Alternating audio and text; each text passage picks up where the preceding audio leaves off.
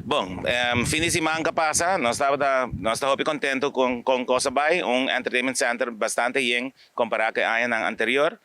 Nós end up combinando dois na que mirando circunstância acaba com a passa na centro de barrio.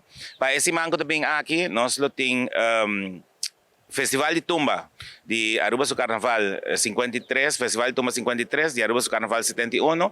Essa aqui tem a registrar 18 cantantes já luna noite na Balashi Beer Garden, tem qual tem 5 tumba, 3 tumba loco, 9 bandas. Essa aqui sowieso está adelanto comparado com o ano anterior.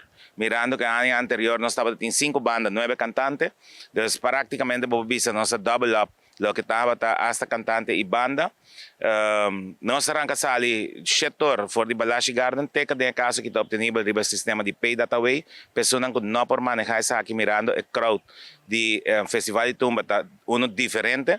Nós sa dispone teca também, nós põe certo teca outlet nang den qual tá Paradera gas station, Curacabay gas station, Hamaka Saitua Cafe, local store na north, den tour distrito tem outlet que tá fácil para ainda comprar ticket.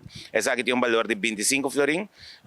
E já domingo nós temos, de caso aqui, Parada de Fantasia na San Nicolás, caminho com essa aqui terang kasali para 2 horas. Lo que está para auto, nós está, via passada tem toque stagnação, den lo que está carretera de terra dilante de Balashi Garden, e via que nós está opta para ser a pida aqui, pero sin embargo, podrenta na parte bani pariba, bisa de bani web eigenlijk, podrenta e para bo auto e banda nang nós loting sowieso concentração den lugar, nós loting entrada lo tabaita den planta, mirando rico parte de backstage que da hackwork ba de Balashi Beer Garden, mas se poia melasine, nossa parte essa aqui para o fluxo porta mais melhor para turhende e entrada por vai mais rápido tam.